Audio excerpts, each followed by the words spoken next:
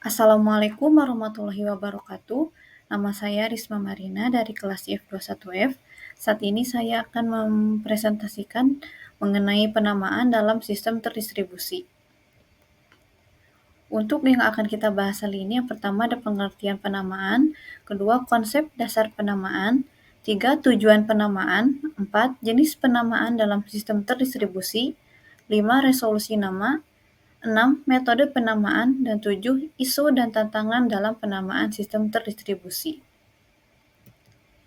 Yang pertama, sistem terdistribusi terdiri dari berbagai komponen yang terletak pada lokasi fisik yang berbeda namun tetap bekerja secara bersamaan. Penamaan adalah salah satu aspek penting karena setiap objek seperti file, printer, server, atau proses harus dapat diakses dan dikenali oleh sistem secara unik di seluruh jaringan. Tujuan penamaan dalam sistem terdistribusi adalah 1. Untuk identifikasi, 2. Resolusi nama, 3. Transparansi lokasi. Selanjutnya, konsep dasar penamaan. Nama atau name adalah label yang digunakan untuk mengidentifikasi objek di dalam sistem. Setiap objek di dalam sistem terdistribusi, seperti file, direktori, server, dan layanan, diberi nama agar bisa dikenali dan diakses. Selanjutnya, address atau alamat. Setiap entitas terletak pada suatu access point, dan access point itu mempunyai alamat atau address. Address dapat bersifat location dependent atau tidak. Selanjutnya, pengenal atau identifier. Identifier adalah nama yang secara unik mengenali entitas. Suatu identifier sejati adalah nama dengan properti-properti berikut. 1. Suatu identifier mengacu ke paling banyak satu entitas. 2. Setiap entitas dirujuk oleh paling banyak satu identifier. 3. Suatu identifier selalu merujuk ke entitas yang sama, tidak pernah digunakan ulang. Tujuan penamaan dalam sistem terdistribusi ada 3. Yang pertama, transparansi lokal. Transparansi lokal memungkinkan pengguna untuk mengakses objek tanpa perlu mengetahui lokasi fisik dari objek tersebut. 2. Skalabilitas. Sistem penamaan harus dirancang untuk menangani pertumbuhan sistem dengan baik. Nama-nama harus dapat diakses dengan cepat, bahkan ketika jumlah objek dan entitas yang dikelola meningkat secara signifikan. Keterjangkauan. Penamaan juga harus mendukung keterjangkauan, di mana sistem harus dapat mengatasi perubahan lokasi objek, baik melalui replikasi atau migrasi objek. Selanjutnya, jenis penamaan. Terdapat 3 jenis penamaan. Yang pertama ada flat naming atau penamaan datar. Flat naming adalah jenis penamaan di mana setiap objek diberi identitas unik berupa nama tanpa adanya struktur hierarkis. Nama biasanya berbentuk serangkaian angka atau karakter acak seperti hash, alamat MAC, atau UUID (Universally Unique Identifier). Nama biasanya tetap atau immutable dan tidak ada duplikasi. Untuk contoh penamaan flat naming, yang pertama ada alamat MAC. Setiap perangkat jaringan memiliki alamat MAC yang unik di seluruh dunia. Selanjutnya ada UUID, digunakan untuk mengidentifikasi objek secara global tanpa memerlukan struktur hierarkis. Selanjutnya, hierarchical naming atau penamaan hierarkis. Penamaan hierarkis menggunakan struktur pohon di mana nama-nama diatur dalam lapisan atau hierarki. Objek berada pada node-node di dalam pohon, dan setiap level memberikan konteks yang lebih spesifik. Biasanya terdiri dari beberapa bagian atau komponen yang dipisahkan oleh tanda tertentu seperti tanda titik atau garis miring. Setiap komponen dari nama mempresentasikan level atau kategori dalam hierarki. Contohnya DNS atau Domain Name System, contoh paling umum dari penamaan hierarkis.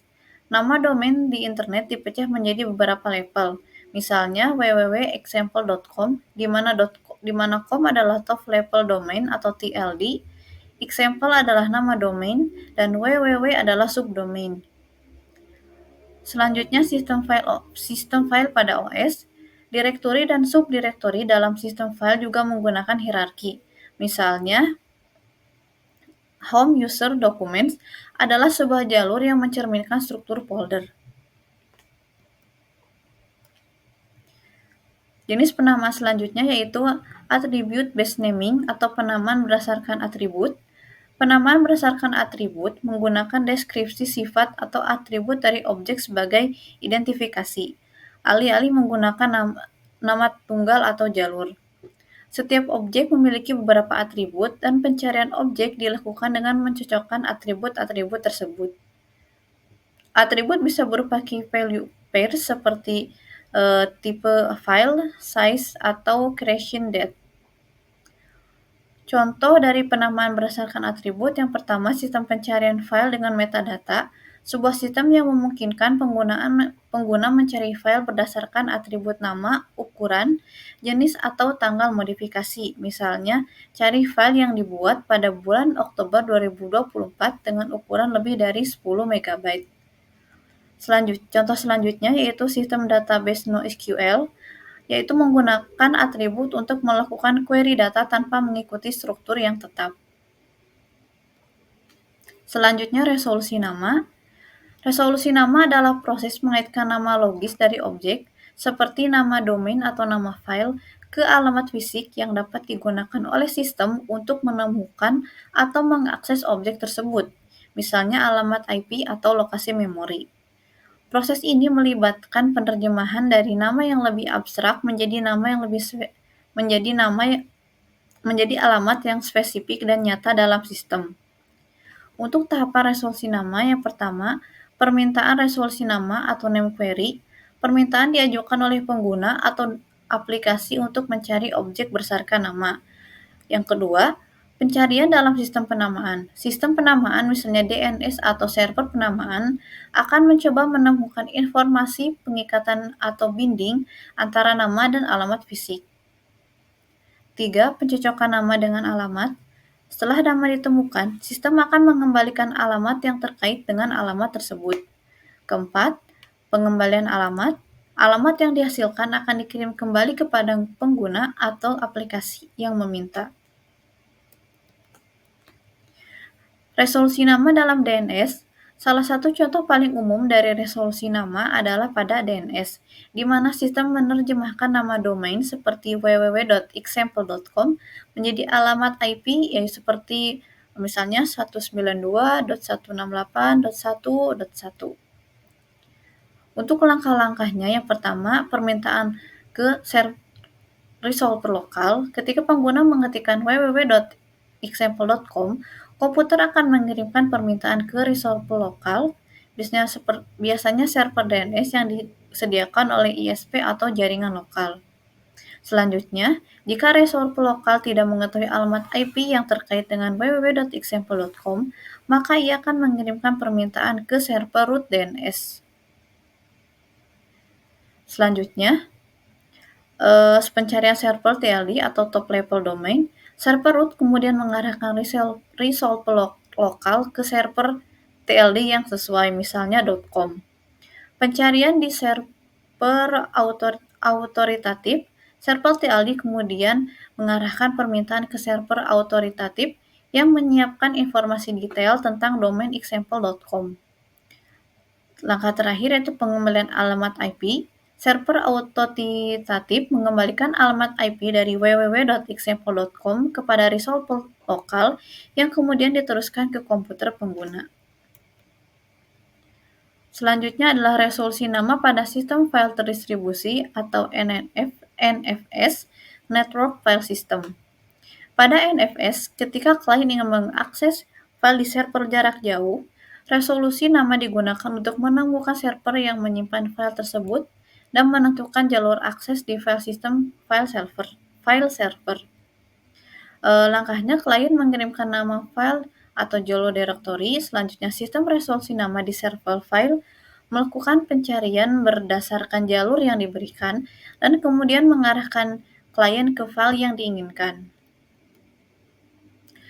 Metode penamaan dalam sistem terdistribusi terdapat 3. Yang pertama, aliasing. Aliasing memungkinkan satu objek memiliki lebih dari satu nama. Hal ini dapat membantu ketika ada perubahan pada lokasi objek tanpa mengubah nama yang dikenal oleh pengguna. Selanjutnya adalah replikasi nama. Untuk meningkatkan ketersediaan dan mengurangi waktu respon, beberapa salinan dari objek atau nama yang sama dapat disimpan di beberapa lokasi berbeda dalam jaringan. Selanjutnya, penamaan kontekstual. Penamaan ini memungkinkan objek dinamai berdasarkan konteks pengguna atau aplikasi. Misalnya, beberapa file sistem operasi dapat diakses berdasarkan konteks pengguna yang masuk. Selanjutnya, isu dan tantangan dalam penamaan sistem terdistribusi. Yang pertama ada replikasi dan konsistensi. Ketika nama atau objek direplikasi oleh beberapa lokasi, menjaga konsistensi antar salinan adalah tantangan besar. Inkoherensi data dapat terjadi jika satu salinan diperbarui dan yang lain tidak. Selanjutnya, kegagalan pada jaringan dan sistem. Dalam sistem terdistribusi, kegagalan jaringan atau server dapat menyebabkan masalah dalam resolusi nama, terutama jika data penamaan tersebar di berbagai server. Yang terakhir, keamanan. Penamaan juga harus melibatkan keamanan, di mana akses ke nama dan objek harus diatur oleh hak akses yang sesuai. Penggunaan nama yang salah bisa menyebabkan pelanggaran keamanan seperti spoofing DNS. Sekian materi yang saya sampaikan. Wassalamualaikum warahmatullahi wabarakatuh.